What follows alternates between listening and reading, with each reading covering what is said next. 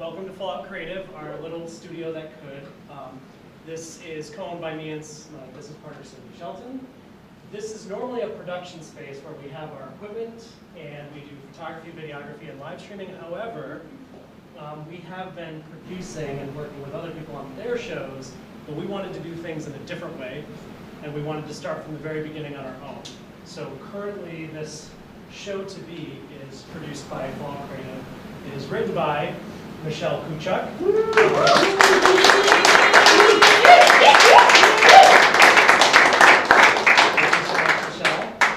And I told them they're going to introduce themselves, but now I'm just introducing people. This is Maggie Keenan-Bolger. She is our co-director, co-facilitator. I'll get to that in a second. Christian Warner, same titles, co-director, co-facilitator. So an important thing to note is the reason they are co-directing and co-facilitating is because not only do they have complementary skill sets, they represent different perspectives, either whether that is gender, whether that is racial perspective, physical ability. They have different sides of a coin. And we think that that's really important to bring in people who represent the themes and the feel of the story. And they're also great facilitators, so they've facilitated conversations with the performers and kind of brought them into this story a little more than just saying, here's a play, you're going to do a reading. We are still developing, and developing means bringing in perspectives that are a little more lived for the roles that they're playing. So no more talking from me. Did you want to say anything, Michelle? I would like to express publicly my deep appreciation for these actors. They really brought all of themselves, their playful self, their skillful self to the table, and that will be so, just such a gift for playwrights to get that time. And I would have only been able to get that time, or only able to get this, I didn't rehearse the speech. I'm only able to get that time because of Kyle's belief in this play, so I really express so much gratitude to Kyle at Fallout Creative for that.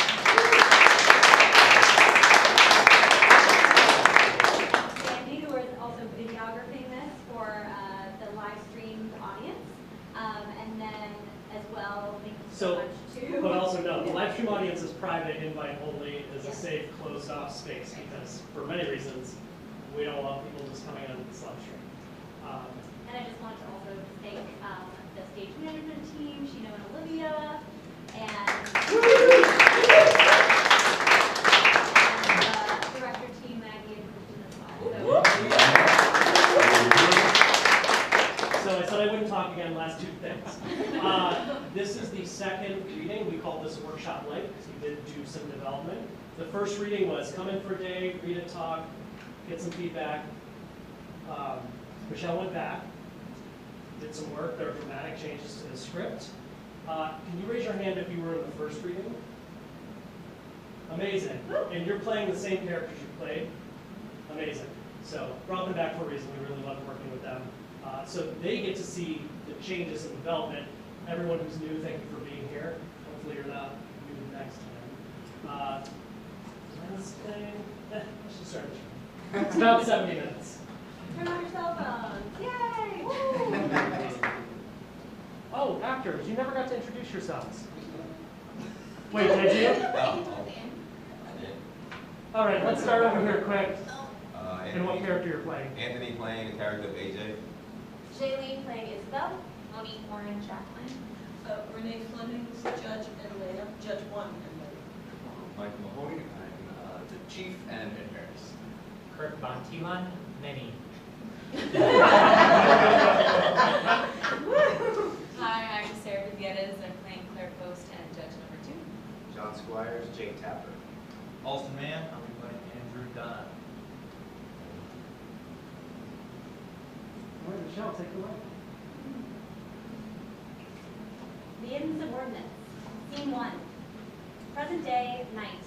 A residential block. Isabel, in her home, makes a 911 call.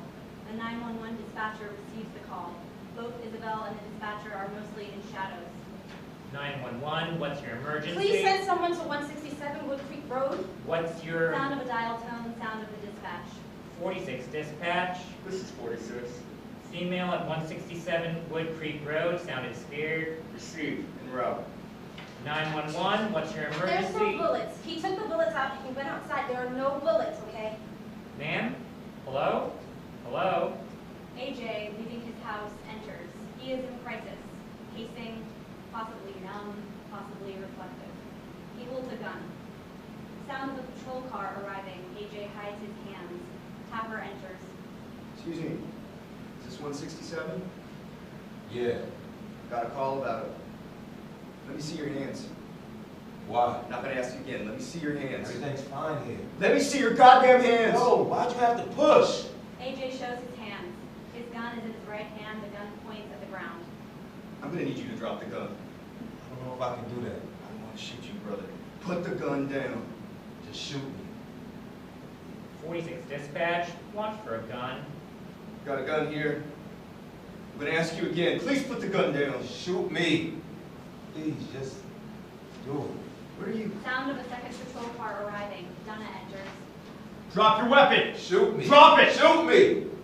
Tapper, take cover! Put the gun down! Drop your weapon! Drop the gun! Simultaneously, AJ drops the gun, starts to walk backwards, and I'm gonna shoot! Dunna opens fire. He shoots twice, bullets hitting the ground in a shed. AJ is trying to take cover, but there is no cover. Dunna fires again, and AJ falls. 911. Please help, please, they're killing him! No! No! Shots fired. AJ is dying. Tapper picks up the gun and discovers a lack of bullets.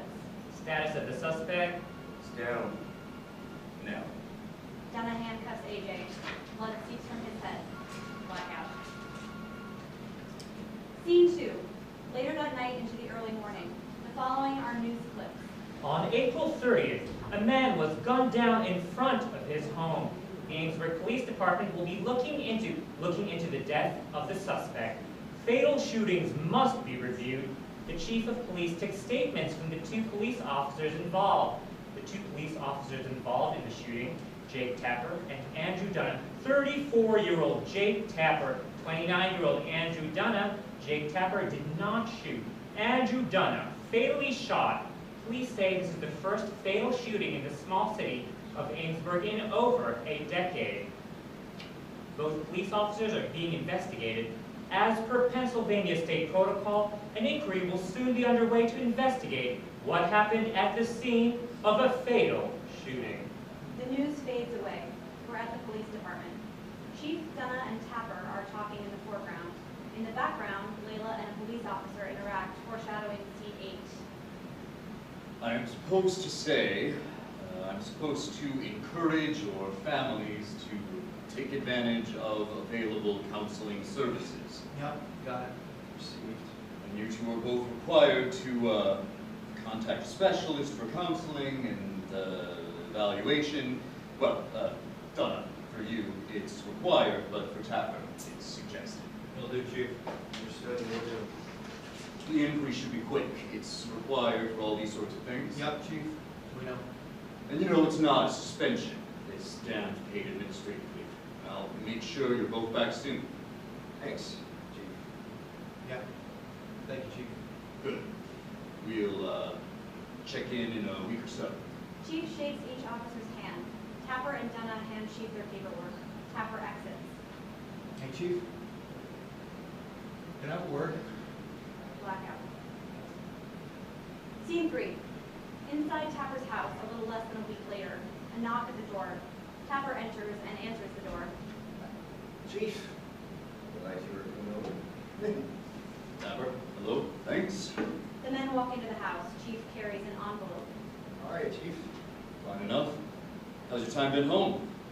It's been nice. Spend some more time with Nikki. Oh, Nikki here? No, she's on a work trip. Hmm. How long has she been away? She'll be back tomorrow. Good. Yeah. Doing all right then? About a week's as good as any for this sort of thing. Good. Had to talk to Donna. Hoping he's all right. Done? Yeah. He's all right.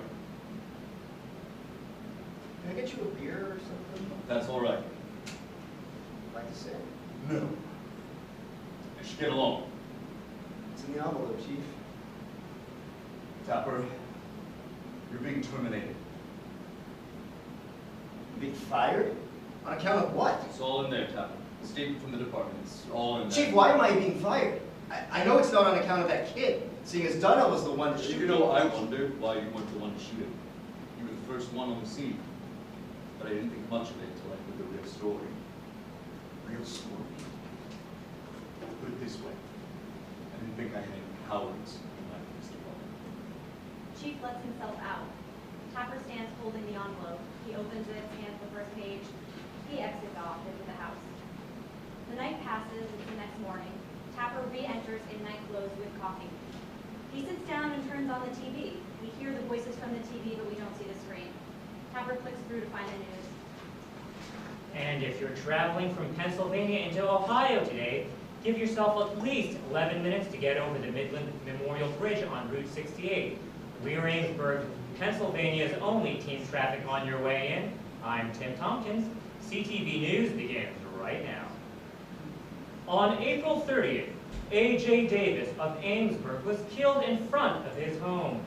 Fatal shootings must be reviewed, and the Amesburg Police Department is sharing the results of that review now. From the Police Department, live. I'm here reporting live from the Amesburg PD, where after a thorough investigation, Chief Steve Harris has just stated that neither officer involved in the shooting on April 30th was found to be at fault.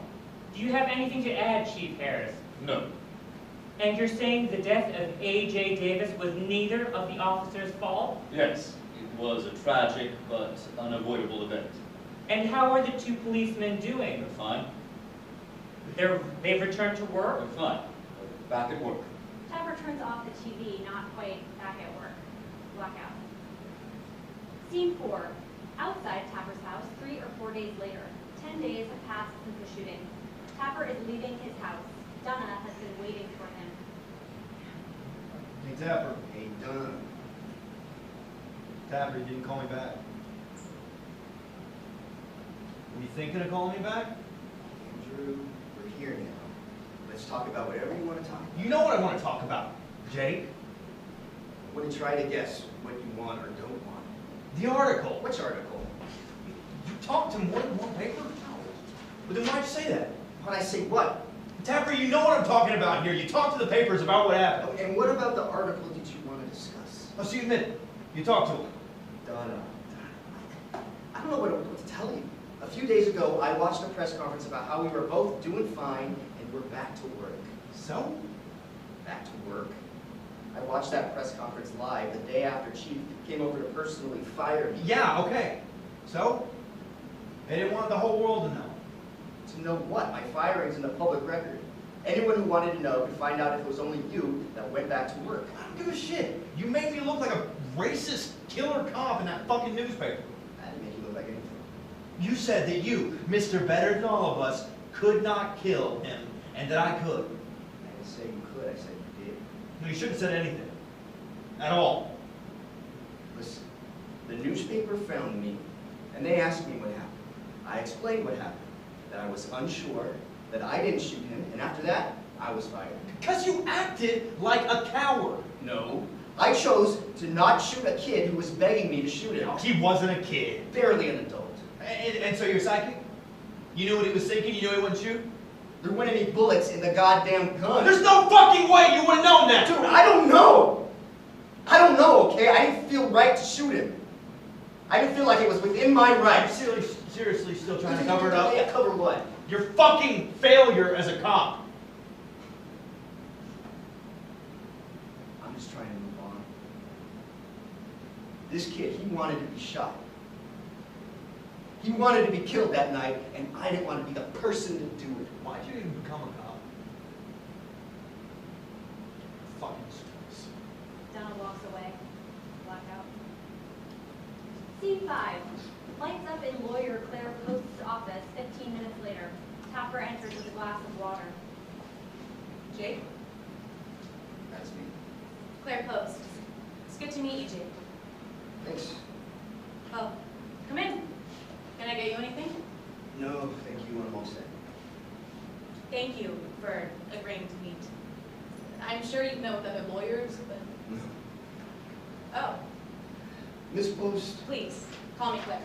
I don't think I'm gonna do that, but thank you. I haven't talked with any other lawyers because no one wanted to talk to me.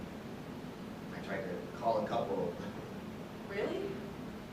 Did they indicate why they wouldn't speak with you? One of them said they agreed with the department. Huh. That's ridiculous. I'm sorry. But your case is clearly one of wrongful termination. Pennsylvania. Is that right? New York. So, maybe you have a different view. A bird's eye view, yes. And I appreciate your interest in my situation, Miss Post. I do, but after those lawyers wouldn't talk to me, I even tried to appeal it myself. It seemed like the firing stuck even tighter after that, so the point, it's done. Mr. Tapper, I called you the moment I finished reading your interview in the paper. Right, so on the phone. Firings are not the norm after a fatal shooting. But a policeman getting fired for not fatally shooting someone? I couldn't stop thinking about it. Yeah, it's been quite the chain of events. Well, it reinforces the wrong things. I don't know if I follow. I'm afraid what happened, you being fired, created yet another reason to be more reactive with a deadly weapon. Officers should be encouraged to do what you did, okay, to prioritize not shooting. So I would like to represent you. Represent me for what? It's already over. Our firm would like to represent you in a higher court. We would sue the Ansburg Police Department. Jesus, you're gonna try to sue the department itself? Themselves? Yes. Wrongful termination, plus another fatal police shooting of a black man. No, I'm not gonna say that. But you didn't shoot Mr. Davis, a black man. Okay, this is a Black Lives Matter issue and the police department. No, I'm not gonna sign on to that argument. Which argument? The Black Lives argument. It's not what it's about. Okay. Okay, so you tell me, in your words, what it was about. You wanted to die. What do you mean by that? I told him to shoot him. He didn't have any bullets in his gun. Suicide by cop. It's what people call it. I never really thought about what happened as a phenomenon, or I don't know if that's the right word. But that is what you thought was going on, right? Yes. I've done my research. Okay, so many black people are shot by the police. Shootings that are rarely investigated properly. Then you have the whole stigma with suicide, and, well, it must happen more than we think.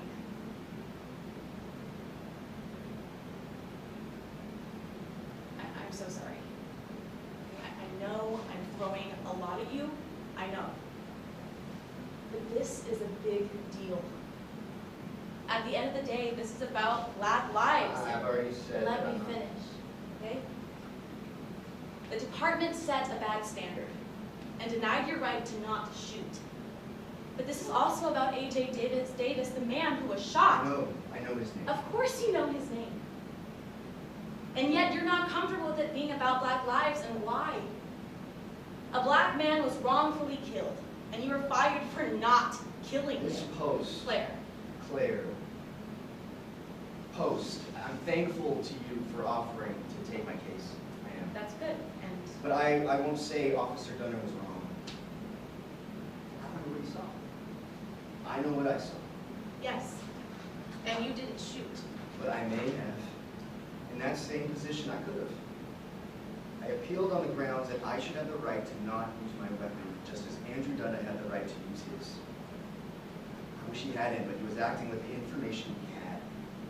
But most of the information he had was his race. What he chose to do, or rather how he reacted, was likely very much influenced by it. Guess we'll never know if it was. You're sure that as a white person, you couldn't say something about Black lives and their disproportionate death at the hands of the police? Just to force some perspective for the benefit of future situations? All right. Thank you for your perspective. And please let me know if anything changes. I would still like to represent you to the fourth suit. Okay. I mean, Okay? Good. Blackout. Scene 6. Lights up on a small hearing room 2 weeks later. Jacqueline is a spectator. Isabel is a spectator but does not sit with Jacqueline. A judge presides. Claire questions Donna. Man, the thing is, the suspect had a gun. And by the suspect, I'm assuming you mean Mr. Davis. Yes, Mr. Davis. Your argument with Mr. Tapper is that he didn't use enough deadly force at the first instance that you believe it should have been used. Is that correct? Correct. And when, in your opinion, should deadly force have been used? And he didn't drop his gun. How many times did you ask Davis to drop his gun? Several times. Ma'am. And why didn't you fire your weapon in that instance? Maybe shock? Mr. Tapper has been called a coward for not using lethal force when required. Are you a coward, Mr. Dunn? And second, you could say that I was. Has anyone called you a coward since the day of the shooting? Not that I'm aware of. Have you ever said to anyone, I believe myself to be just as much a coward as I believe Mr. Tapper? No. Did anyone in your chain of command tell you they would have responded differently than either you or Mr. Tapper under these circumstances? No, not that I recall. Thank you, Ron. The prosecution may call its second witness. Donna returns to his seat. The chief takes the stand. Please state your first and last name. Stephen Harris. Mr. Harris, where do you work? I'm the chief of the Amesburg Police Department. Mr. Harris, what are a few of your job duties in your current position as chief of police? I supervise the operations of the department. Can you go into more detail regarding your job duties, Mr. Harris? Sure. For one, I train officers. I coordinate the training of officers. So, would you say you have a hand in the officers' development? Yeah. I look out for officers' performance and any problems that may come up. Problems like what? Following the rules, treatment of suspects, that sort of thing. Would you say that you evaluate police officers' use of force, use of their weapons, that sort of thing? Sure. And what exactly do you evaluate? Well, I make sure they're using everything appropriately, not overreacting. Their weapons and everything. Do you ever evaluate your officers on whether or not they've used enough force? Sure, it's happened before. Mr. Harris, did you fire Mr. Tapper for not shooting Mr. Davis? No, I didn't.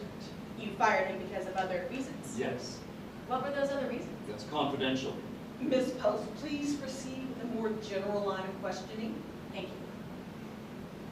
Can you tell me what you and Mr. Tapper discussed after the shooting occurred on the night of April 30th? Well, I was the one to give the officers their time off. Officer Jake Tapper and Andrew Dunham. Yes, And why did you give the officers time off? it's standard administrative practice. There were a few injuries, nothing big, just scratches, but doctor visits and whatnot, general rest after something like that. It's standard. To attend to their injuries. Plus, it's standard administrative practice. Can you elaborate on what you mean, Mr. Harris? It means that after any time someone dies, there has to be an administrative break for the officers involved. That's not a punishment or anything like that. As I said, it's standard. For an inquiry to take place, right? Sure, among other things. It's standard, like I've been trying to explain. Thank you, Mr. Harris. Now, I'd like to ask you about the shooting itself. Sure. Pennsylvania's Constitution prohibits an unreasonable use of force by police officers, and is thus aligned with the United States Constitution, which prohibits the use of deadly force except where the officer has probable cause to believe that the subject poses as an immediate risk to others. Is that correct? Sure, ma'am. That sounds about correct. Well, is there something that I said that was not correct? No. So if Mr. Tapper did not believe that A.J. Davis posed as at risk, he would not have been permitted to shoot him. Is that correct? Right. So if he wasn't permitted to shoot him, is there anything Mr. Tapper could have done differently in order to avoid being fired? That's just the point, isn't it? The police department, the city, we've all been saying, screaming this whole time that Tapper should have done more to protect Officer Dunn. That he should have acted. And he didn't. I didn't want to fire Tapper. He was a good officer, but I can't have him on my police force jeopardizing the lives of other officers. Thank you, Mr. Harris. Earlier, you stated that Mr. Tapper was not fired for the events that occurred on April 30th. Yet, Mr. Harris had just said that Mr. Tapper was a good officer, which suggests that he might otherwise have been fired, even demonstrating regret in regards to the firing, and that, in fact, Mr. Tapper should have acted differently on April 30th to avoid being terminated. Thank you, Your Honor. Jake Tapper will now take the stand. Chief returns to his seat. Tapper takes the stand. Please state your first and last name. Jake Tapper. Mr. Tapper, where do you work? Currently, I work for Jack Connors Construction Outfits. Is that Jack Connors Contracting and Restoration? Yes. Thank you. And where did you work prior to working at Jack Connors Contracting and Restoration? I was a police officer at the Amesburg Police Department. Mr. Tapper, were you given reasons for being terminated on May 7th, approximately 2 weeks after the events of April 30th? The letter the chief gave me with some reasons basically said I wasn't fit to be an officer anymore. And did you ever discuss the events of April 30th with anyone in the department before you received that letter? Other than my statement that night, no. Well, the event was briefly mentioned when Officer Dunn and I signed off on our administrative leave the next day. So other than your statement and being granted a routine paid administrative leave that Andrew Dunna also received, there was no further discussion regarding the events of that night? That's right. Can you summarize the events of that night for Her Honor in your own words? Okay. I was in my patrol car around 3 a.m. when I got a radio call. Dispatch noted that the female sounded upset. I responded to the call, and when I turned down Wood Creek Road, I asked a bystander if the house I was in front of was number 167. I noticed the man had his hands behind his back. I told him, Mr. Davis, to let me see his hands. He said no. I told him, yelled at him to show his hands. He took his hands from behind his back, and I saw he had a gun. I told him to put the gun down. He said he couldn't do that. I told him I didn't want to shoot him. I told him to shoot him. He said several times, and I don't know. I wasn't trying to dismiss stuff. I had a funny feeling, like I should try to soothe the situation. Dunna pulled up, but I only saw headlights since I was still watching Davis. Dunna started shouting to drop the gun, and Davis kept telling us to shoot him. He sounded upset, choked up. He sort of moved, and Dunna instructed him to drop the gun multiple times. He might have dropped the gun. I don't know. One bullet hit the shed, and he fell. Shed. Go on. A.J. Davis died. He was gasping for air, and then his breath changed. It was over. We located the gun, and then there weren't any bullets. Thank you. Mr. Tapper, you may be seated. Tapper returns to his seat. Your Honor, the federal and state constitution does not permit an officer to shoot if they do not believe that the person poses as an immediate threat of harm. On April 30th, Officer Tapper did not believe that A.J. Davis posed as an immediate threat and therefore did not use deadly force. And yet he was terminated from his position. Police officers around the country have killed other young men of color only to face nothing. No consequences. But this is not a case like that. An officer who used restraint and gets punished? Something is very wrong here. Earlier, a claim was made that Jake Tapper was terminated for other reasons. A claim that was contradicted by later statements by the same witness. Our argument, therefore, is that Jake Tapper was wrongfully terminated for the events on April 30th. Thank you, Your Honor. Thank you, Counselor Post. I am prepared to offer my ruling. The court's opinion is that Jake Tapper was wrongfully terminated by the Amesburg Police Department. The police department will provide a settlement for Mr. Tapper. The exact amount will be determined in a mediated session with representatives from the PD. This court is adjourned. Blackout. Scene 7, a rewind. All scenes are replayed in the reverse order as if in a VHS rewind. The rewind goes further back in time than we've seen, and we stop at AJ alone with his baby son. He alternates speaking to his son and to himself. I find myself in awe of you. Did you know that you are the flyest 3-month-old child that I ever lived? No, I am not biased, Jamal. I am not biased. You're also the world's biggest drama queen. No, stop sucking your thumb. It's not good for you. I love you. I love you, you cute little thing. So cute. How do you stand being that cute? What did I do to deserve this? Nothing. How do you put up with me, little dude? I should be over the freaking moon every second, but you're a blessing. You are. It's me who's the problem. I get meaner and meaner every day. Isabella, everyone says it's not true, but every single day I feel, I don't know, Jamal, I don't know. I'm a burden, I think. No, I know it. I think I have a disease inside my brain, like a cancer. Man. Wow, shit just gets darker. Can you hear me? Can you understand, or is this just me talking here? You don't get this, no, you don't get this. No, you don't. People like to say, when a parent kills themselves, what about those kids, those poor kids? Don't you think they know about their kids? Don't you think they feel like it's for their kids? Don't you think they know in the deepest, darkest places in their minds that their own kids will be better off without them?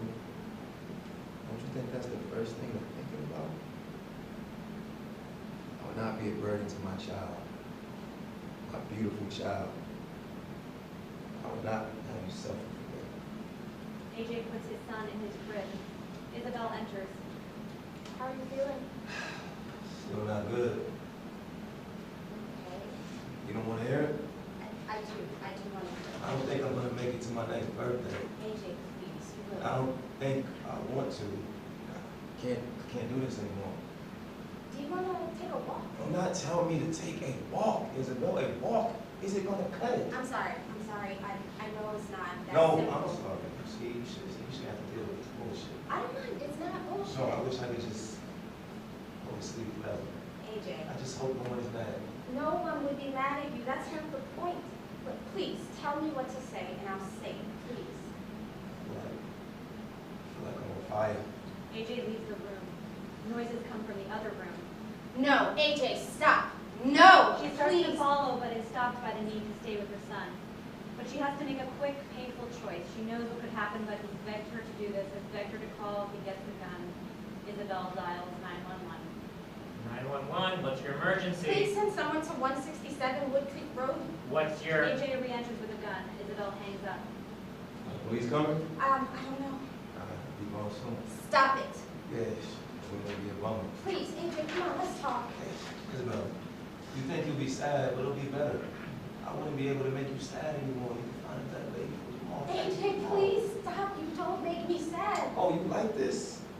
You like trying to calm me down, trying to keep me alive? Please, AJ, come You're the one that on. called the cops. I don't know what You you want told me me to do. to call. You told me to call if you ever got. You were the one who wanted me to. That's true, but you're right. That's for our son. Not just for him, for you, for you. No, I need to be stopped. I shouldn't be like this around Jamal. Should I call him back?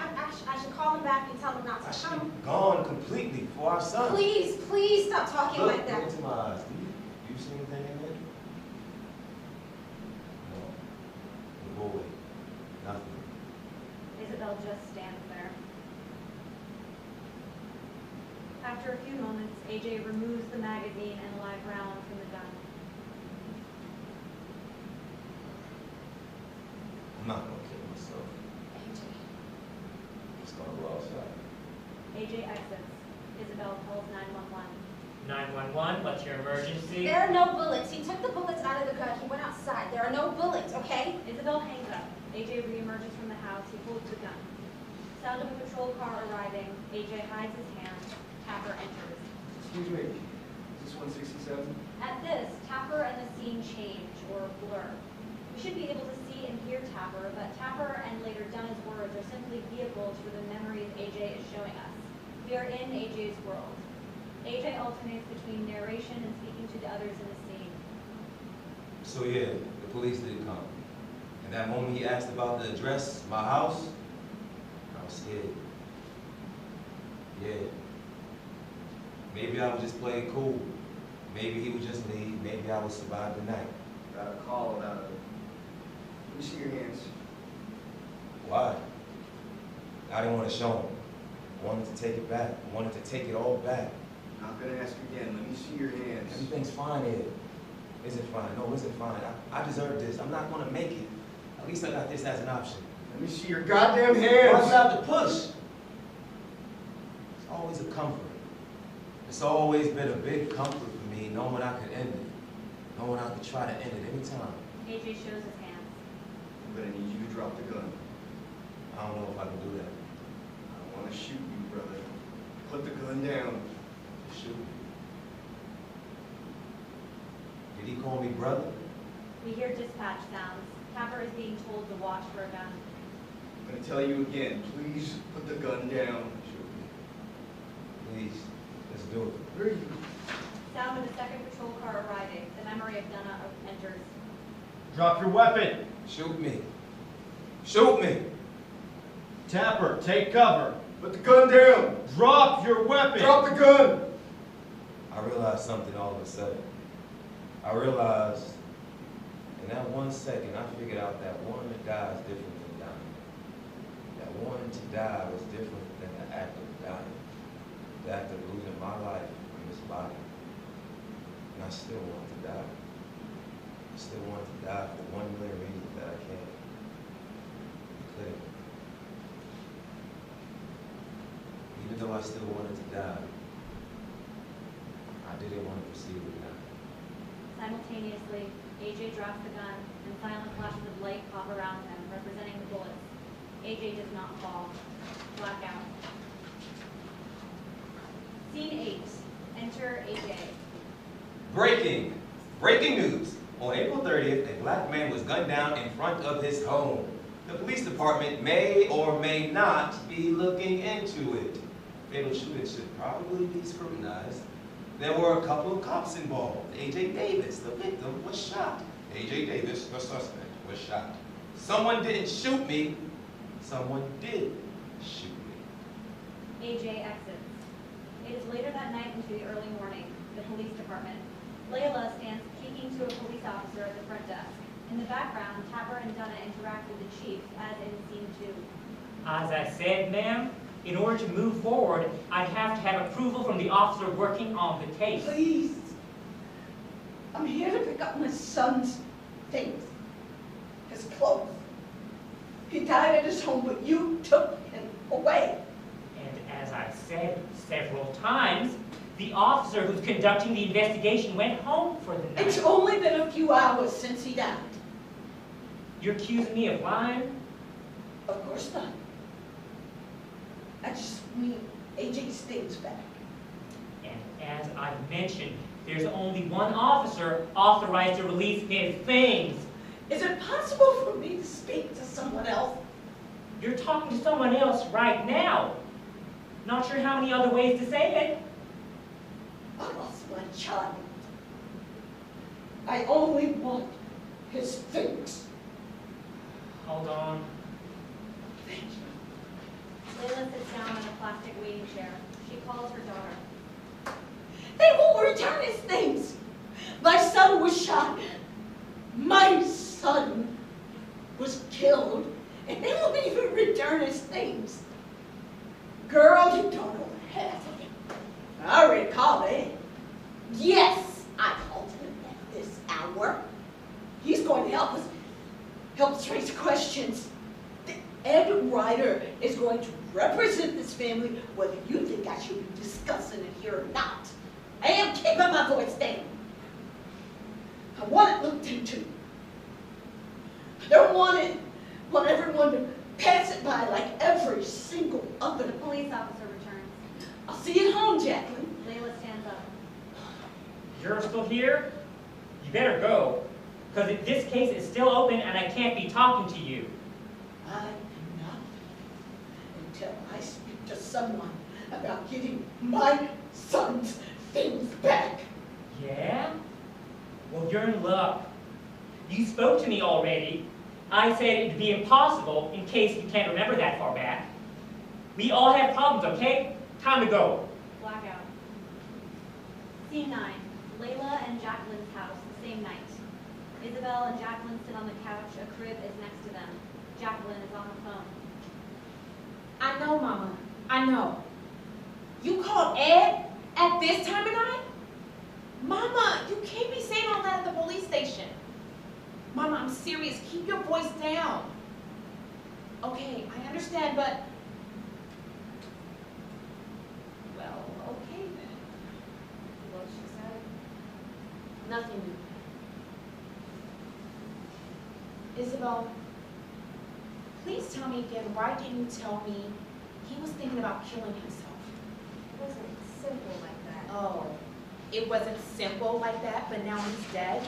You know what I mean, Jacqueline. You knew just as much as me. Sure, all right, I knew he has some dark thoughts. That's what I mean. But I cannot believe that my best friend would not tell me about my own brother's suicidal ideas. You knew. Because if I'd known, if we'd known, we would have done something.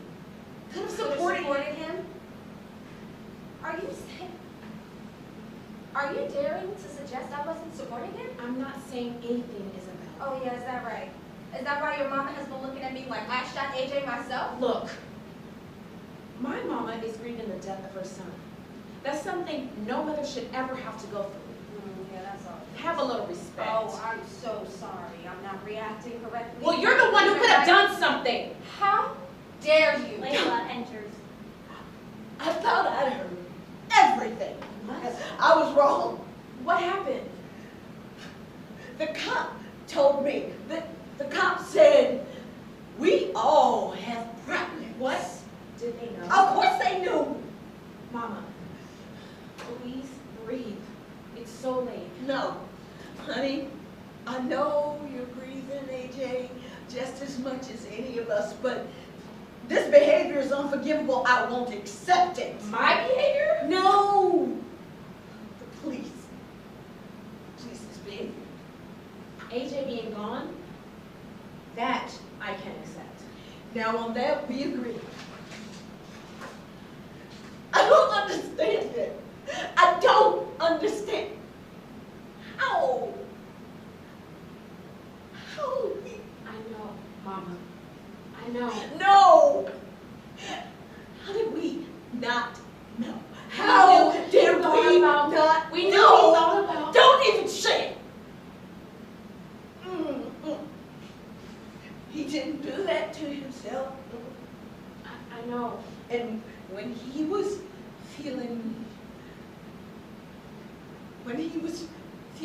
down, We knew how to cheer him up. Yes, we did.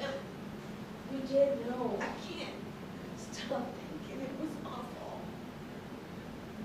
How did we not see how lost he was? I could have helped. I could have pulled him back. I hadn't seen him in a few weeks. Maybe if I had. I'm gonna stop you right there. Y'all can say all night how you knew how to bring him up, how to support him, and that's all fine. And y'all did support him, and I'm grateful for that. But you have no idea the things I went through. The things we went through to keep him alive when he started to lose himself. Isabel, I know, and I'm sure you did. And while we're talking, do not reduce what happened to him to a single thing, a single moment. Do not dare reduce AJ to that. I will not accept that You're saying nothing we did mattered? I refuse to believe I'm that not he. saying that. Plenty of things we could have done and plenty of things we did. But plenty of things we tried to do, they didn't work. Like what? Should have tried harder to lock the door. He didn't shoot himself. I know he didn't shoot himself. I was there.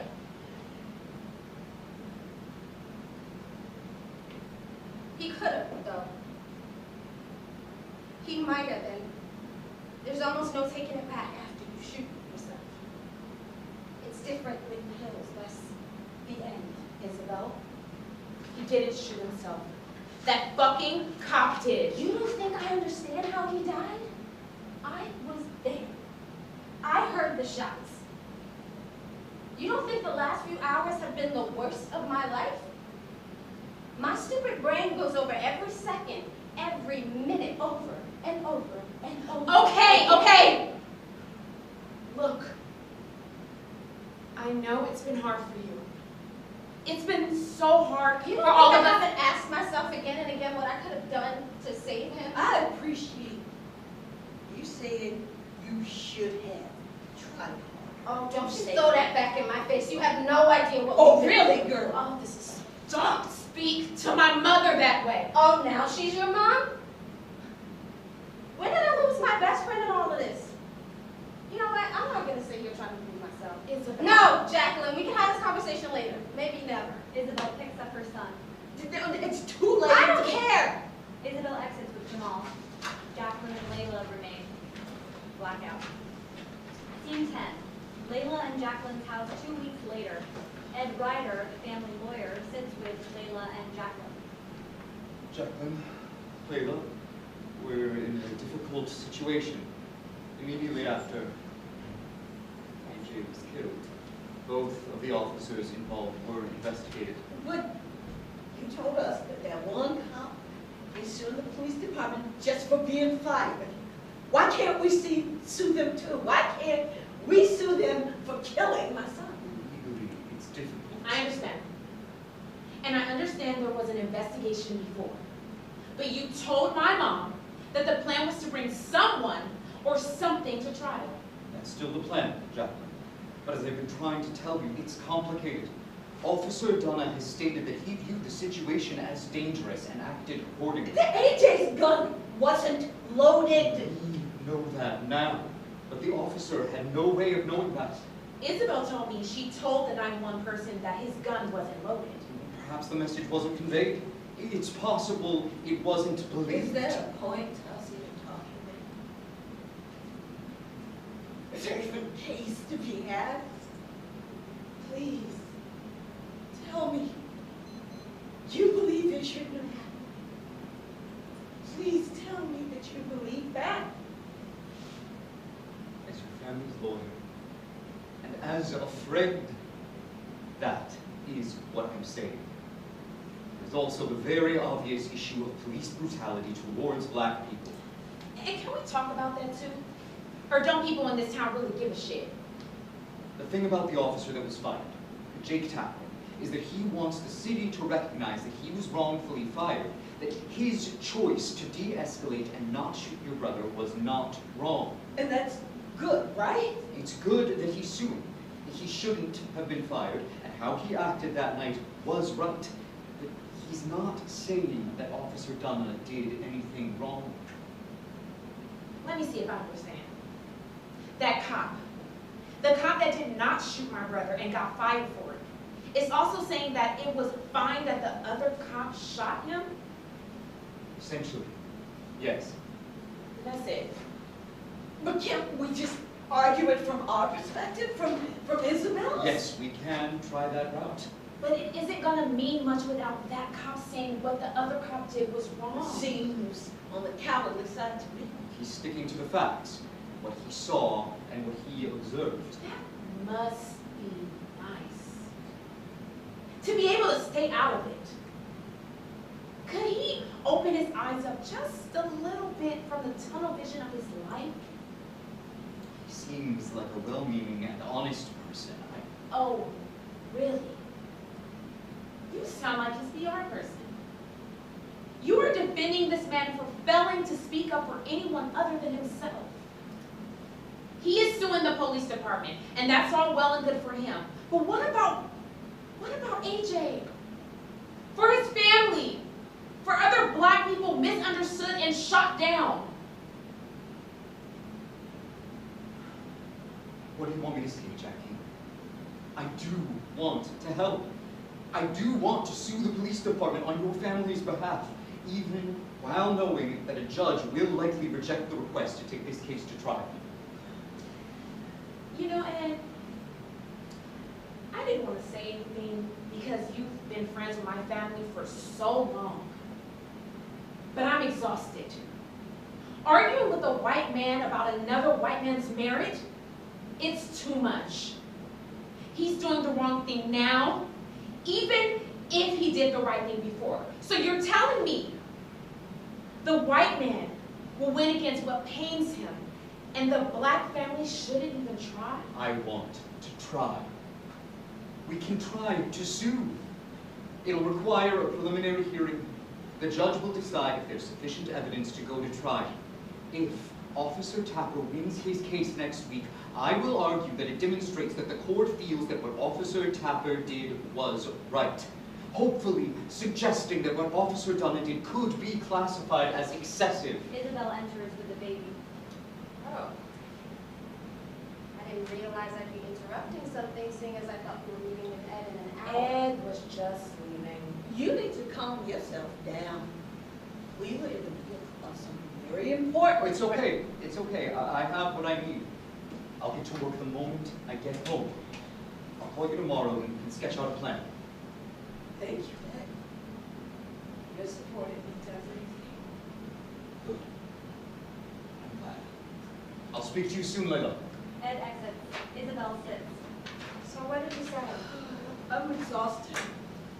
We can discuss it later. Really? Yes, really, Mama. Wouldn't it be important to talk about it? I want to go over the 911 conversation again. Oh, you mean when she called AJ's murder? Mama, Yeah. please. No, you know, you're right. I do want to talk about it. The night he died. The night he died, you said we could have stopped it, or we should have stopped it. And I've been up every night asking myself, what you meant? So look, Mama. We've been over this. We knew he was stressed out about Jesus. I will kick you out of my house, Isabel, the next time you speak to me like that. I don't give a shit. This is not what killing himself was about. It's not so fucking simple. You said that he called you real late a few days before. Yeah. He called me. And what did he say? I'm not going to have this conversation Oh, now. no. I think we should. I don't think we should. All right? Everybody's on edge. You're talking about me like I'm not here. There's no point in getting all of this. Into what? Into how, yeah, AJ called you one time a few days ago before saying he was so upset because he couldn't take Jamal for a drive at 2 in the morning. But if he wanted to take him, what's a big fuss? Why wouldn't you let him? Why would I? To take our baby out for a drive for no reason in the middle of the night? I told you he told me not to listen to him when he got that way. Why would I go Don't speak for me, Jacqueline. I'm saying that exact thing. It's what AJ wanted me to do. We had a system for when he was really upset, for when he was really not wanting to live. He told me to never listen to him when he was like that, to not give him the baby, to just stay away, even sometimes in another room of the house. I felt so bad about it. I had so much guilt. I know his emotions upset. This is not about his emotions. He was emotional, but so what? I was his partner. He was constantly feeling guilty about everything. He felt less than like a burden to me. And was he burdening you? Is it so hard to take care of your family? Was Jamal, your own son, a burden? Why didn't you just let us take them off of your hands? You know nothing about any of this. Did you know that I took AJ to the hospital? Because I was so scared of the things he was saying. Did you know that? The hospital? Yes, Jacqueline, the hospital. Like a mental place? Like the hospital. They have, you know, a mental part of the hospital. So, AJ was there. How could we not know this? No, I took him to the hospital. We met with some people and they told us that AJ was fine. And I felt fucking crazy. All these white people telling us he was fine, looking at us like we wasn't. And I'm telling you, there were no black people there, no Mexican people, just white people telling us to leave. So they didn't take him. No. You know what? I don't wish they had. It was a horrible building and they were the meanest people. It took all of my courage to take him there, but they just looked at us and shrugged their shoulders. Then why did you take him there? Because I didn't know what else to do. And why didn't you try again when things got bad? Because things sort of got better at first. And then I read more about those kinds of places and I told myself I wouldn't try to take him there again. You know, they sound like the worst place to be. But if he had been safe, then, well, wouldn't he still be alive? I don't know. I don't know. But they didn't let him in anyway. Said he wasn't a risk to us or other people or whatever they said. I don't fucking know. I tried to explain the things he would say. Talking about the gun and his plans.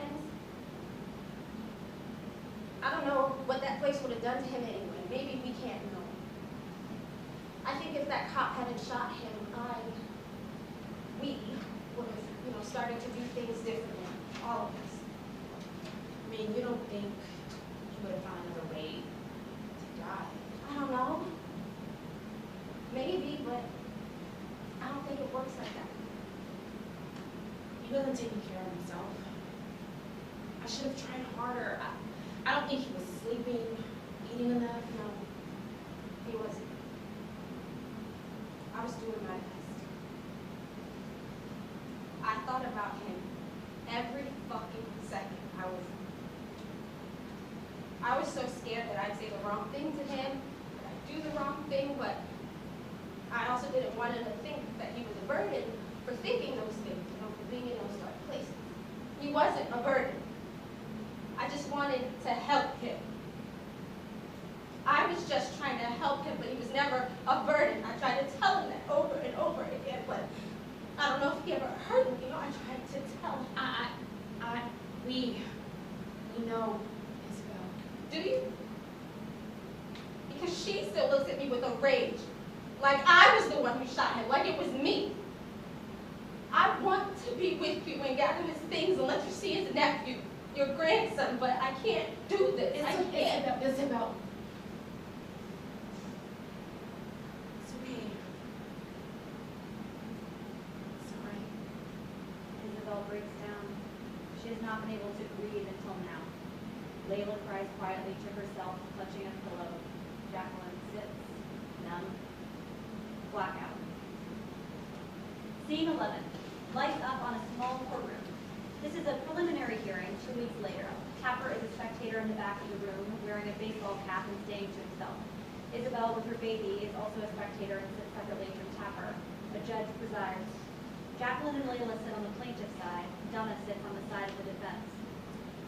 Your Honor, Andrew Dunna wrongfully shot and killed A.J. Davis on April 30th of this year. There is some precedent to demonstrate that the actions of Officer Jake Tapper, who did not shoot and kill Mr. Davis, acted correctly, as shown by a trial case just last week, in which Mr. Tapper was granted a settlement for being wrongfully terminated. This would suggest that the courts feel that Mr. Tapper acted in accordance with the law, that Mr. Dunna did not, and thus Officer Dunna and Chief Stephen Harris acted wrongfully. These proceedings must go to trial in order to award a settlement to Mr. Davis's family for the wrongful death of their beloved Mr. Davis. I thank Your Honor for taking on this preliminary hearing and ask that you consider the evidence I have presented today to suggest that a crime occurred. Thank you, Mr. Ryder. There has been no evidence produced that the actions of Officer Dunna and the supervising officer, Chief Harris, responding to a 911 call, shooting a potentially dangerous suspect, placing the officers involved on a mandatory administrative leave while the procedural investigation occurred, were outside the scope of the duties of police officer and police chief. This case will not move to trial. This court is adjourned. Blackout. Scene 12. Layla and Jacqueline's house a few days later. Jacqueline answers the door. Thank you for having me. All right, come in. Would you like anything? Water?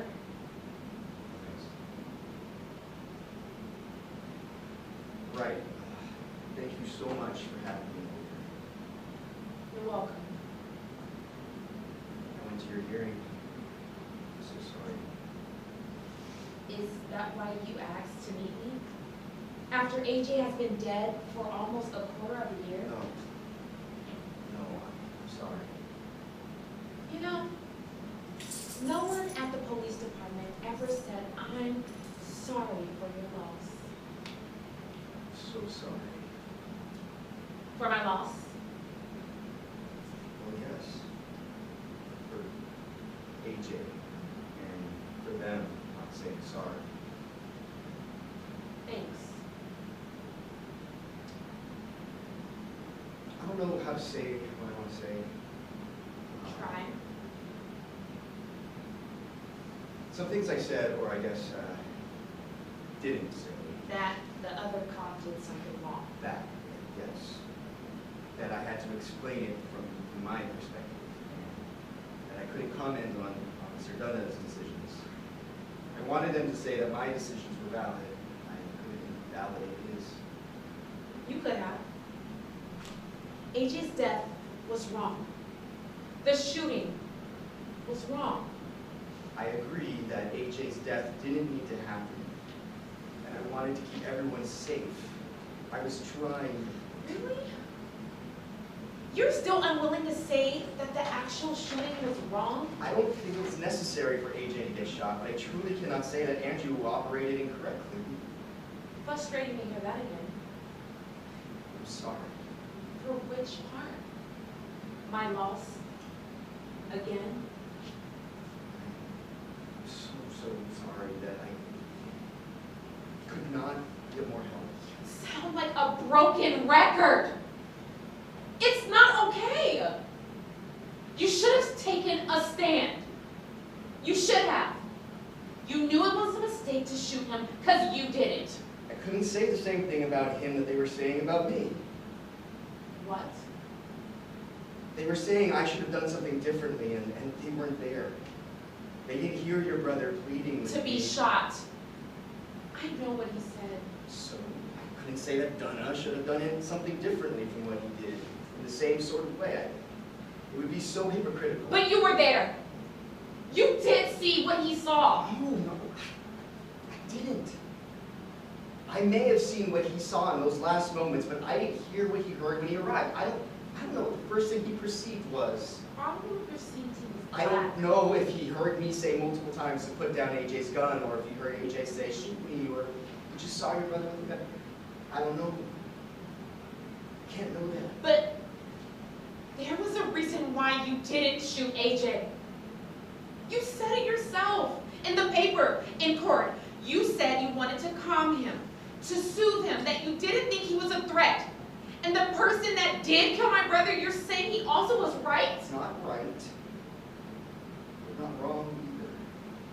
You barely even admitted that until now.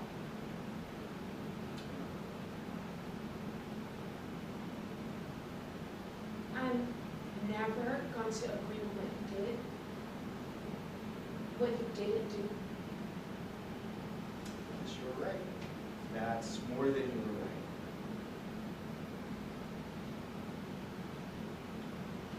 I wish I could have had more time. I was trying to stop him from... I know you tried to keep him alive. That is probably the thing I trust the most. But you should have spoken up. For Black lives. Or go back to being a cop. Which I can't believe that is coming out of my mouth right now. Go back to being a cop. And make what you did the fucking norm. This is exhausting. I'm not going to spend too much more of my energy educating you on what you should have done and what you should be doing. I want to do great. Yeah. Then do that. It shouldn't have to cost you your job. Compared to what we went through, what happened to AJ, you're right. It's nothing. Look, I'm glad you tried to calm him. And I'm glad you said what you did wasn't wrong. And that's on the record. I'm glad listening and hearing is on the record as an option for a cop. AJ enters, not exactly of this world. Jacqueline and Tapper are not aware of his presence. You were the last person I spoke to. You saw me and you saw my hurt. You tried not to make it worse. What you did was something, but it wasn't enough. Is it enough? Not about you, though. At this line, Tapper exits the scene. As AJ says the following, he sets up one last memory.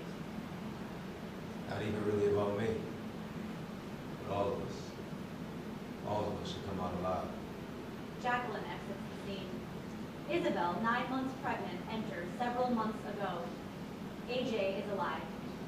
Help me! What? What? I can barely walk anymore. Fine, all right. What do you need? No, I literally can't do anything. Please don't sit down. AJ helps her sit on the couch. It is awkward and sweet. He sits with her. Can you talk to me? You sure he can hear you? I know what you can me. All of this? What do you want to name him, baby? I'm sick of waiting. I don't want to wait. I don't want to wait till he's born. I don't want to wait. I told you I want to see his eyes first. You're going to have your eyes. All I have to do is look at your eyes, and I'm going to know what my son's eyes are going to look like. Oh, is that all? That's all. And how do you know he's not going to have beautiful eyes? Please, God, you better have your eyes. Well, what's wrong with your face? I like your face. I'm telling you, he's going to have your eyes. Okay, well, if you're so sure he's gonna. If he had my eyes, what would he have to tell me? Well, your eyes are the most beautiful eyes I've ever seen, so we're going to have to find a name that means that. He starts typing into his phone, scrolling. What? No, I know you're not about to find out baby's name on some random internet page. What about Belvedere? What? Hey, it's an Italian for beautiful view, and that's what I see in front of me. Isabel tries to snatch the phone away, but she's too uncomfortable to move. No, look, I'm serious. Wait. All right, wait.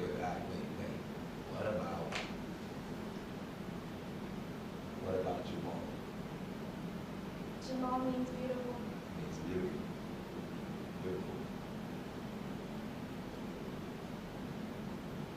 I love I love it too. Blackout.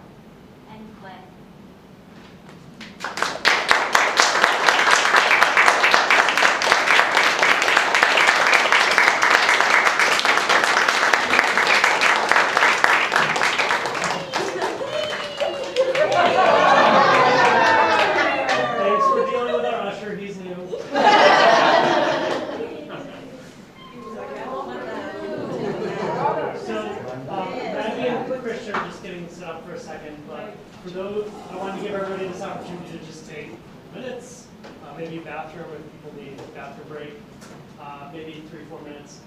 We are going to do a round of facilitated feedback, so there's a very specific way you can provide feedback, kind of helps you also understand what works best for the process and the playwright. And immediately following that, at 9 o'clock or a little bit before this wraps up, we've got all the different alcohols and non-alcohols. We've got some snacks, and you can stay for one night above. It's up to you. All right? Thank you so much. Where's my therapy dog? I know, right?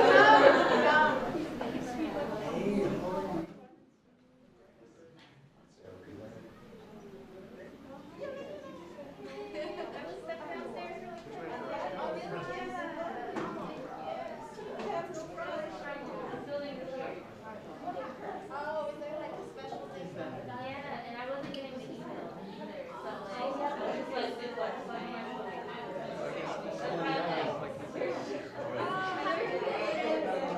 finally like, it went to my spam, but like, was taking a while to like, Right.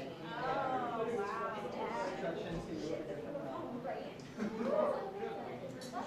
Y'all are acting. I'm the actress.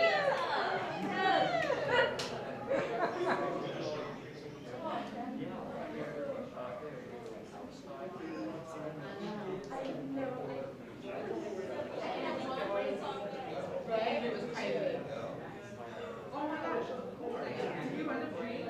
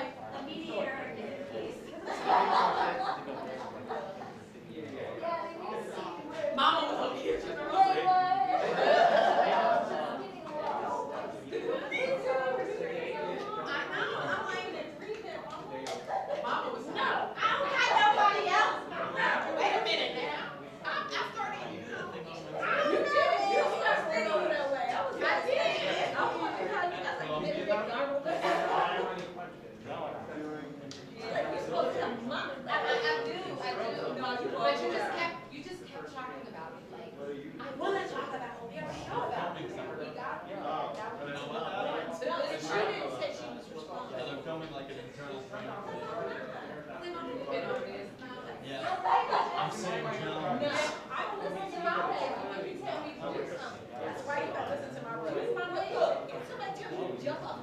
That's her man, she might. If you got my hand, we going together.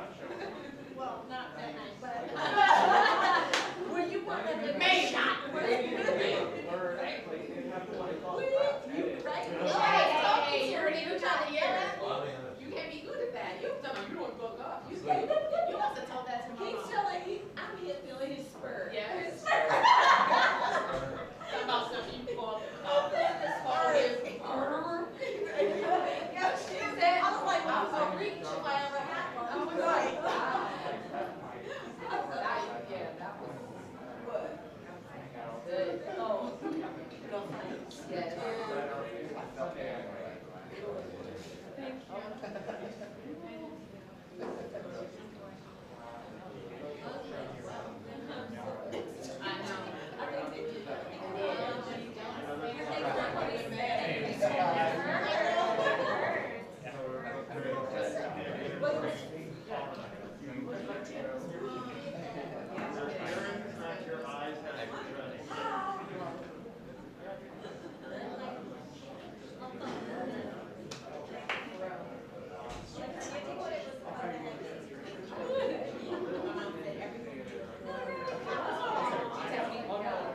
What she wants? My grandmother, my dad. Wait, just, that's not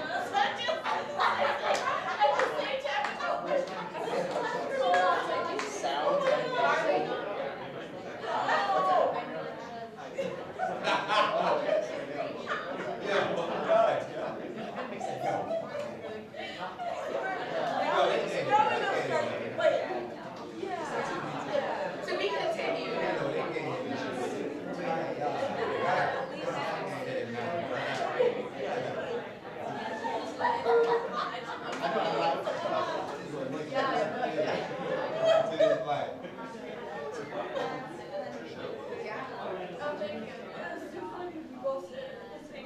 All right. So our 3 minutes became 7. It is now your chance. Thank you so much. Incredibly small world. All right, so now we're just going to enter into the portion where we engage in conversation and reflection about what you want to experience with us. We do have some immediate questions, or just some things to kind of grab us into the conversation. And these things are, I noticed, I liked, and I was curious or I had questions about. So just jump in. I understand we just took in a lot, so take your time. Maybe let's start out with I liked, just to sort of narrow it down to one thing to make it easier.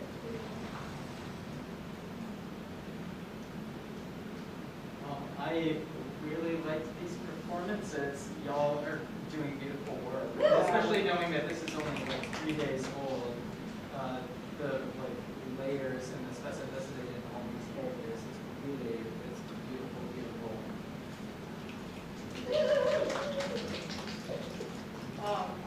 I really like that, it's something that really is like digging into and trying to be introspective on Black trauma, which is something that does get talked about a lot, and the most important thing is like, we also have to talk about Black joy, so the fact that the play ends on that like really beautiful moment, so you're walking out like trying to remember like, that's what we're fighting for. I thought that was really, really wonderful. I liked the rewind as a function of kind of recontextualize things from AJ's perspective and just sort of like reassess how we're looking without it, thinking about the narrative. I like that we got a scene between a member of the family, between AJ's family and Jake. The moment that the first scene between the 3 of you, I was hoping that there would be, when we started to see deeper into these 3 characters, I was hoping that there would be a scene where those characters would come together. So I like that. I found that very satisfying and a challenging story. I like the parallel stories where people express from one piece and take perspective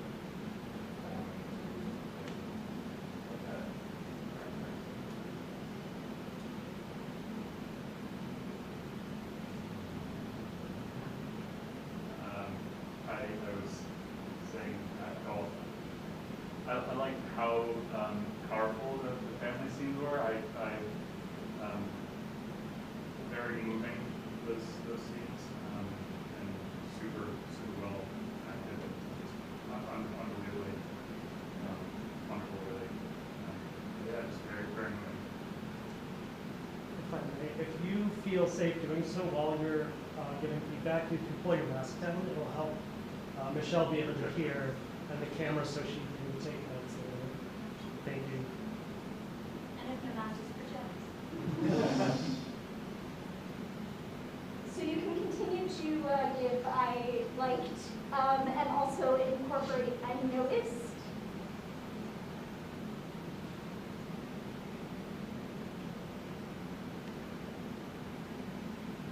I noticed the difference between the first reading and this reading.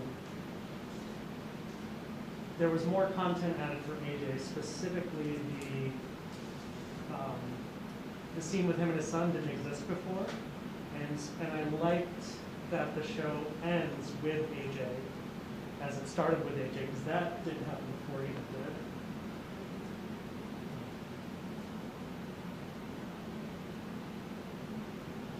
This is a I liked and I noticed. I feel like when it started out, it felt very kind of like docudrama living in the like Laramie Project world. I was like, this is very familiar. And the sort of turn it takes, I felt like was very effective, and I think brought it into just something I hadn't necessarily seen before, and would encourage to even bring more of that, kind of playing the form, playing the timeline, and playing with like personal narratives within the family. I like really like that we were sort of presented with. You've probably seen something like this. This like feels familiar at this point, and then sort of turning it around, flipping it on its head.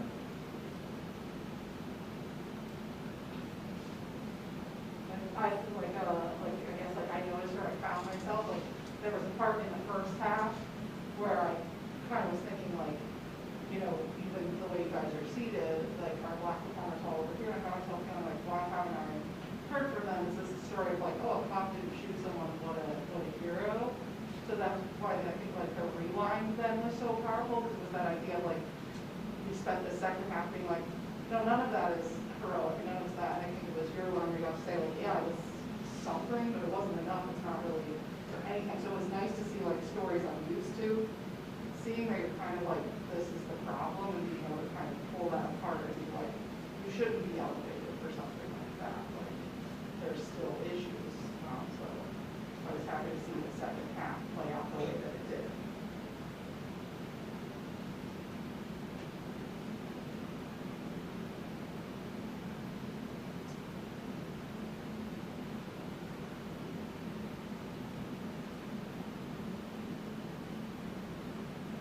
And maybe now we can start to incorporate things if you have questions about or giving in curiosities after taking it in. I was curious about the timeline between when Renee character goes to the police station and is told that the officers are already gone home. I wasn't sure about like if the shooting happened at 3 a.m. and follow up there was with the police officer, like it was only a few hours ago, so I wasn't sure if it was 8 a.m. and the cop had finished his their work then, but I was curious about the family's history with Ed Ryder. It felt like that scene was kind of fraught with a lot of history, and that Renee and Jacqueline both had very different kind of opinions of Ed that were maybe not just informed by recent happenings, but other things in the past, and I was curious to know a little more about that.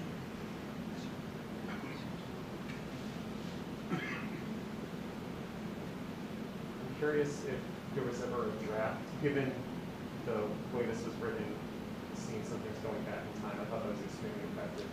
But I'm curious if there ever was a draft of this play where the scenes were in complete chronological order or just some other different order, or even if they were ever reversed that way. How that might play out.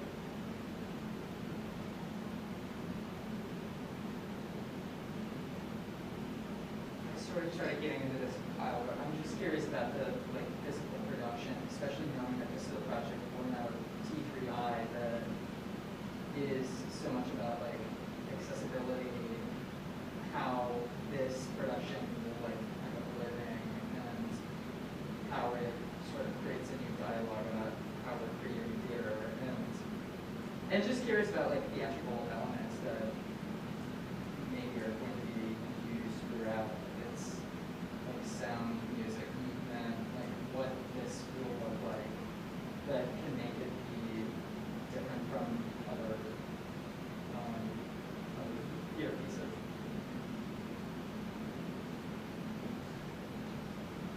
I wondered about Jake Tapper's name.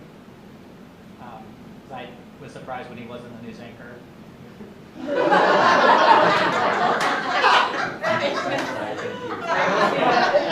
have no background with the show because I helped lead the project. I know some of it. And I was like, oh, Jake Tapper is going to do a news segment. I similarly might need to change that. It's a secret backstory. I was also curious to know if this is based on anything. Sadly, with like as many like police killings of black people, I was like, oh, I don't recognize that name. Like the fact that it could be someone I don't even know that is devastating, but also if it's inspired by things. Just curious as I was watching. I can share that this is a fictionalized story. All the characters' names are fictional, but this play is based on a number of stories. Like her character may have read about as she researched it. So no, it was not a name you can recognize, but yes, it is pulled from true actual shootings that have this mental health issue in it. So, I'm curious, and I kind of know the answer, so leading question here. I was curious about why, as a white playwright, you were drawn to this subject, specifically speaking about people of color. Right, so, Kyle, the answer to this question, thank you for the question. So I've been in suicide prevention, suicidology, as the field calls it, for almost 15 years. The field is tiny, so in addition to making theater for even longer than that, I've been in this field, this like teeny tiny field, a subject that is highly stigmatized, highly misunderstood. Almost any storyline I see in movies are proliferating myths that are harmful myths, and even in my field, this topic isn't even talked about. It's already a tiny field, there's already a problem getting it out into the world, and then even within the field, this isn't even discussed much. And so when I started reading about stories like these, I thought, okay, well, this feels problematic on the one hand because I'm not a black person, but I really just didn't know the Venn diagram of playwright and suicide field felt really small. And so I felt I had to write it, which I wrote it, you're writing it by yourself. And then when Kyle and I started to talk about it, we thought that, it was to sort of get at that, to incorporate both my extensive experience in suicide, which includes talking on the phone on the hotline for suicide crises. So I had literally talked to thousands of strangers about their suicidal thoughts.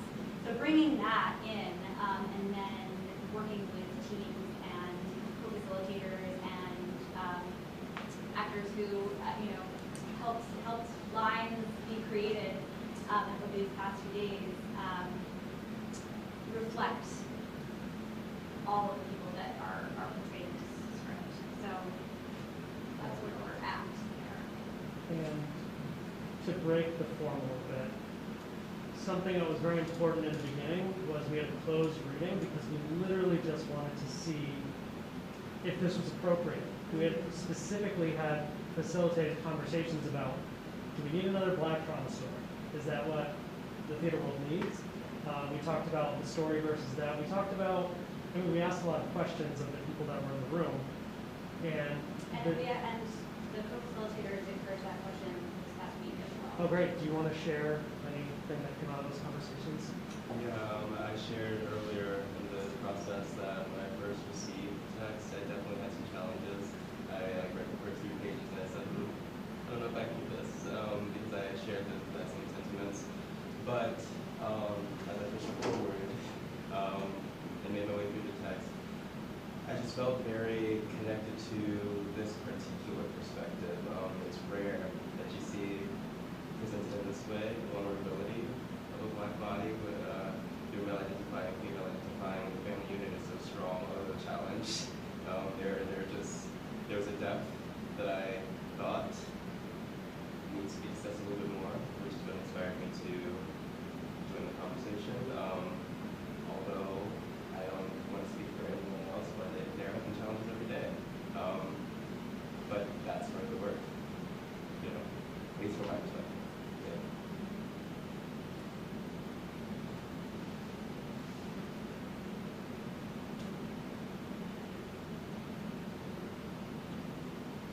I guess it's an I noticed, or just like I think it's important to maybe keep the line in. But I think it was Tapper that was kind of saying something about like not knowing suicide by cop was and he didn't know what to call it, and he said the phenomenon. But is that idea that like I think for me at that moment I was like, I'm sorry, like there are people that don't even realize that's a thing, and then it's like that moment where like maybe I'm aware of something people aren't aware of, and it's like that's a big part of like why I think this story is important, because it would bring up a lot of just hopeful thoughts and questions and things like that for people that maybe be like, well, why would you do that, and why is some like, you know, that there's such an honesty to AJ's character about like what maybe was in there to try and like give people perspective. But I was like a little fascinating and jarring to see. So. I'm curious what you said about suicide, and that when you watch film and theater, there's so many toxic narratives happening about it, and you don't see, I guess, like a healthy narrative. I'm just curious, what would a healthy narrative be about suicide? Yeah, so that's an excellent question. And I'll just answer this one again. I think that was important for the conversation, but there are multiple ways to go about it. So I'll just speak to something that, a couple of things that I see that are problematic, that typically, I want to say 95% of the time suicide is mentioned in a movie or similar. It's like one thing happens and then they're dead. And it's just much more complicated than that. And also, in all this, like, this is a work in progress too. And so there are themes that I'm playing with to also make sure it's healthy in my perspective. AJ ends up dropping the gun. Like, in my mind and in the play, it's intended that he decides not to try to die in that final moment, but it's too late. A huge myth in suicide, and when I started volunteering on a crisis line, everyone I knew thought that I was speaking to people who were on a bridge, like, every day. And that was not the case. It certainly happened. But most of my calls are, you know, I'm having crisis, no suicidal thoughts. I have some suicidal thoughts, no plan, all the way to the most dangerous of situations. And many, many people, the majority of people, statistically speaking, who make an attempt and survive it, go on to live long lives.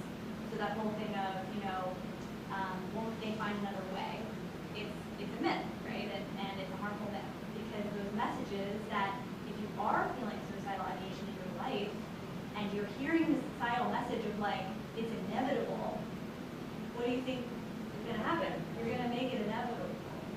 And so those are the kinds of things, the inevitability of it is what I see most in the media.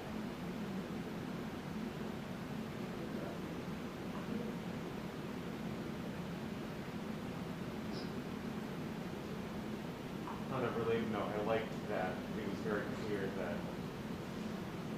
this was not an isolated incident, or rather this discussion between AJ and Isabel, and I was really struck by Isabel's character for having to bear the weight of this, and from what I can tell, from my understanding, she was not able to share this with anybody she was close to, and I found that extremely effective and interesting, and then I was also curious about Isabel and Isabel and Jacqueline, sorry, relationship. She said that I miss my best friend, and I'm curious what their deeper story was, and at what point did she decide I can't go to my former best friend to talk about this? It's obviously her brother. What you just said, Michelle, about speaking to that difference in what people want to talk about, I really liked AJ's line differentiating wanting to die with going through it. I think that's something that I've never really heard articulated that way before.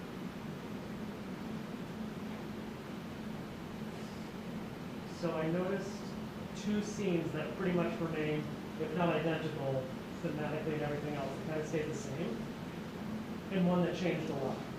And the two scenes that, or the two parts of a scene that I noticed were the same-ish, were Isabel and Jacqueline. The feeling that you had, we were talking about, like, what's the climax of the show? Because it's definitely not in the beginning of the show, that would be a tragedy, that we sit there after knowing the ending and we're like, ah! I found the first time I read it and then saw it read, was this relationship right here. Because you also don't see this playing out, where, and I'm trying to say this, we speak in drafts, that's what we have, but the things that keep coming up are like, you are white person who shot black person, so all the black people are united against you in opposition. But again, like with suicide, it's so much more complicated than that. And so they're also having real family struggles that have nothing to do with the color of their skin. And those scenes struck me profoundly the first time and the second time, because I think the climax is in there, although with the addition of AJ's scene at the end, I think AJ's scene at the end, that scene AJ and Isabel is like coming off the climax. I think something in here is the fire that everything leads up to, and I wondered if anybody else feels similarly.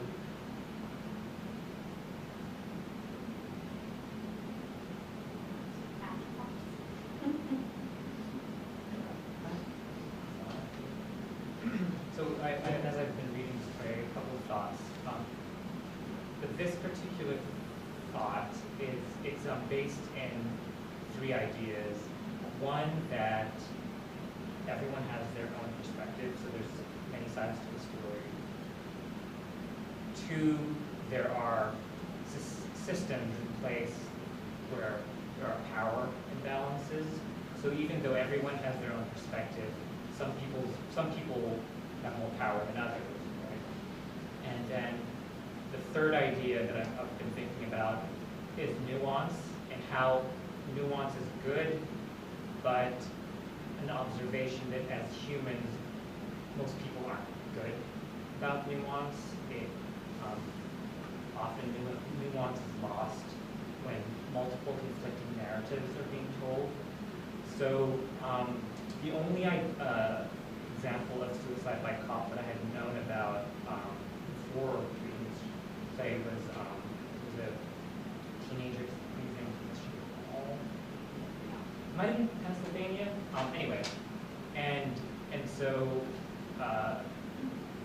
he, in the end, it was just a pellet gun. It was we were going to jump off the bridge, and the cops shot him even though he had his hands up. And so I guess what I'm thinking about is when telling stories about from the perspective of suicide, ideation, suicide by cop, how much would a story like this dilute stories of the death of unarmed black people, which to me little less nuanced. It's like it's definitely unnecessary. Like you don't really have to look at the perspective of the cop. You look at the perspective of the person who died, who was unarmed, was completely not a threat, and how the masses, if they would be able to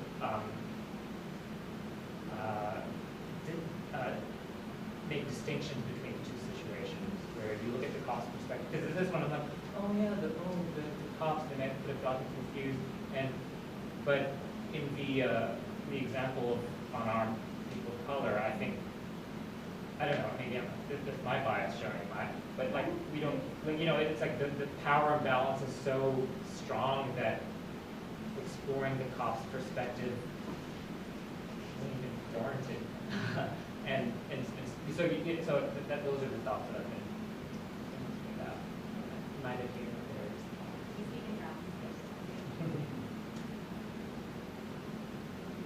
So something you're speaking to, Kurt, is something that we talk about. So I want to point out that Maggie, Sandy, myself, Michelle are part of a think tank that was started called the Think Tank for Theatrical Innovation. And this show, in a way, was born out of those conversations and relationships, because we don't ask for change, we don't demand change, because that means you require someone else. We create change. So what strikes me about what you were saying, Kurt, is when we started talking about change, we're looking at two audiences in this case, like who's impacted by it, primarily people of color, but whose minds do you want to change and or get them in? And so I see, this is my personal experience, I see this wall that keeps getting put up of like, oh, it's BLM and it's Blue Lives Matter, and so it's conflict, it's Republicans and it's Democrats, so it's conflict, it's just two sides. And if this is an attempt, an experimentation of, in my mind, not Michelle's mind, that's her own thing, of like, how do you get to the people who we don't have yet? How do you start breaking away at them? And so my biased perspective is like, because I want just this story told, is that might turn people off who we really want to change their minds. And so does this hold them in enough to make them question their perceptions? And so that's how it comes. So both valid, it's important to know. Right. And there's probably more work to be done there. I also want to caveat with, this is not just going to be a theatrical piece. My intention, although plans have not been discussed officially, is that there's action-based things tied to this show. So one action item, which is big picture, would be we need more social welfare and mental health services in policing in general. That's a big thing. Small thing is, here's this organization doing this work and we support them, here's why, here's what you can do. Another tangible thing is, here are these experts we brought together to talk to you because we decided to invite college students X into this room, and now we're going to give you a learning component to it as well. So I don't see this just as theater. I feel it is theater as a bridge to action. And these kinds of perspectives that are different from what I'm feeling are exactly what we're looking for. So thank you.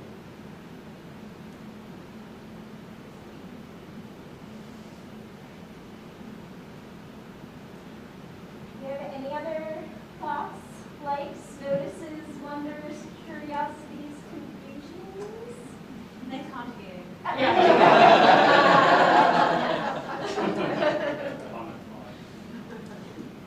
I was wondering if you could just go do a quick rundown of who knew what when. I think part of it was being pulled away during the first 10 minutes, but like, was the 911 call information delivered to one of the two cops? So I found it interesting trying to like piece that together, that like when I've seen Suicide by Cop in the dramas, it's like the hero of the story, and when they find out the gun wasn't loaded or some other thing, they're like heartbroken, and it's this redemption process. And like, I don't know if Andrew ever cared, or like he was more worried about he just had a gun and that was the end of that. Yeah, to answer your clarifying question, only the dispatch knows that the gun is not loaded before he is killed. So only the audience. Right, so only the audience. In a workshop, it was discussed, why that was the case. We talked about the fact that what's the protocol for that? Like, is it believed? Is it passed along? We have the lawyer say that, offer that thought. Was it believed? Was it not passed on in time, etc. But your questions are, I think there's questions too about like, does he care? It sort of validates his opinion at first. And so Tapper's response is really just based on him, like, holding the gun down and, him actively asking to be shot He had an intuition Yeah. that couldn't be validated by the prior training, but he had an intuition. On that same note, right at the beginning, when everything's happening with it, it says, he's holding a gun and it says it's pointed down to the ground, and then I was kind of waiting for that to sort of come up again, and it never does, and I found myself, I mishear that, is that not how it was? Is that a very, purposeful thing of, kind of saying that, and then the whole point is, it's muddled, and nobody's quite supposed to know? Yeah. Or are we supposed to feel about that, you arrived and saw somebody pointing down the ground, and still, Yeah, so I intentionally had it pointed at the ground, and then I don't remember your exact line in the courtroom, but you're saying he has a gun, and sure, in this draft you have it saying he's pointing, whatever, but I intentionally had that contradict what's actually happening, and in production you can see it twice, and our perception is wrong a lot of the time, Yeah. and then added this situation, not to mention what Kurt had mentioned too about completely armed. He was not unarmed, and that is something I've played with too. Do I give the gun away? If you didn't know, it's a weird work in progress. Still, but those are the questions that I have. Yeah. How much do we get on the other side of it? Yeah. So I had settled on for this draft, having it just pointed down, he never raises it, and then he drops it. That's what it is right now. So I like it. come back later. Yeah, and see what's next. It adds a lot to that, Yeah. you will be like, well, who is? Yeah, wait, did I see that? Yeah. Yeah, I also really like that. I feel like especially media coverage of crime, it's oftentimes where if it's a white victim, they're made out to be this beautiful angel, loving person, and I think with black people, oftentimes they are looking to find something wrong with it, that somehow they were he told us that. And I think that is good that if you present it at the beginning, it feels like a media it's never this perfect, beautiful angel is just shot by police. And whereas if he had seen that final scene first, he would be this beautiful angel, this great father, this supportive husband, which is kind of how white people are depicted if they were in that situation. At least Vita, and just in conversation that we're looking for a reason to find why he was killed in that way. So I think it sets us back on our heels as an audience, being it doesn't seem great. And to make us, as you sort of tease out the play, reconsider him as a person and how much of that is you just saw another extrajudicial killing of a black man by police, and you're already preconceived notions of what that looks like and what that person was doing in that moment. So the kind of flattening at the beginning and then actually the real nuance towards the end. I like that so much.